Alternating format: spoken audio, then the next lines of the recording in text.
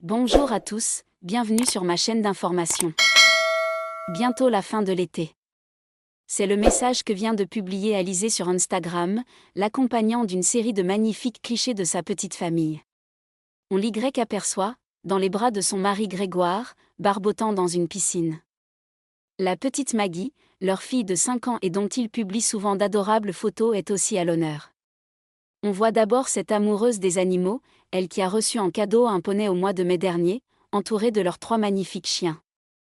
Puis, sur une autre image, elle apparaît aux commandes d'un petit scooter des mers. Quant à la grande Anneli, 19 ans déjà, fruit des amours de la chanteuse avec Jérémy Chatelain, et qui semble prête à prendre la relève musicale, elle n'a pas été oubliée, posant dans une tenue très estivale, un panier en osier dans un main, une canette de soda dans l'autre. De magnifiques scènes de vacances. Mais le farniente ne va plus durer bien longtemps. L'heure va vite être à la reprise pour Alizée. Si en juin dernier, elle était à l'affiche de la Kermesse Festival, à Nice aux côtés de Priscilla, Lou Béga, Passy, Sherifa Luna ou encore La Russo, après la pause estivale, elle va reprendre le chemin des répétitions et de la scène avec la tournée intitulée Igota Feeling. Au menu, à ses côtés, des stars qui ont enflammé les années 90 et 2000 comme les Worlds Apart, Billy Crawford, Nadia, Amine, Colonel Rayel, Helmut Fritz, Asia, Priscilla, Organise, ou encore Salomé de Bahia. Du 19 septembre au 26 octobre, la chanteuse et ses compères seront donc sur les routes pour une grande tournée des Zéniths qui passera le 4 octobre par le Dôme de Paris. Qui mieux que l'interprète de Moi, Lolita, pour incarner ces années-là. En 2000, après avoir été révélée l'année précédente par l'émission Graines de Star, elle avait été poussée sur la scène par Mylène Farmer, dont elle est restée très proche malgré des rumeurs de brouille, et Laurent Boutonnat, qui avait écrit pour elle ses 2 premiers albums, Gourmandise et Mes courants électriques. Grâce au premier et au tube inspiré du roman de Nabokov que reprendra bien plus tard Julien Doré dans Nouvelle Star, Alizée avait conquis la France, l'Europe, et même le monde. Entre 2000 et 2004, elle vendra 6 millions de disques. Elle en vendra encore beaucoup dans les années qui suivront puisqu'au final, entre 2000 et 2014, elle enregistrera 6 albums, travaillant avec les plus grands comme Pascal Obispo ou Lionel Florence, et rencontrant des succès aussi gigantesques qu'inattendus, comme au Mexique où elle est une immense star et où elle se produit encore souvent. En 2008, elle y avait reçu la récompense de la meilleure artiste pop internationale, devant Gwen Stefani et Avril Lavigne. Une incroyable consécration. Mais la petite Ajaxienne n'entend pas pour autant oublier les siens. Elle en faisait la confidence en décembre 2023 à Nikos Aliagas dans 50 minutes Inside en évoquant Anneli, avec la grande, on était tout le temps dans les valises. Je l'emmenais partout. C'est aussi pour ça que j'ai arrêté le métier de chanteuse.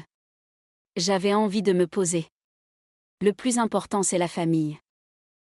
Et la famille, depuis 2013, c'est son ancien partenaire de danse avec les stars, le danseur Grégoire Lyonnais avec qui elle coule des jours heureux en Corse dans leur sublime propriété avec jardin et piscine. S'ils ont eu ensemble un enfant, Maggie, en 2019. 2 ans plus tôt, ils avaient donné naissance à un autre bébé, leur école de danse.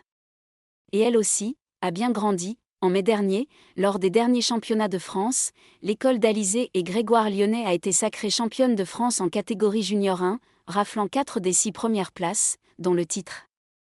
Une fierté pour le couple qui se concentre désormais sur cette activité. Ce n'est pas pour autant qu'Alizée délaisse la chanson. Toutefois, la musique ne semble plus pour elle une priorité si l'on en croit les déclarations qu'elle vient de faire à Nice Matin.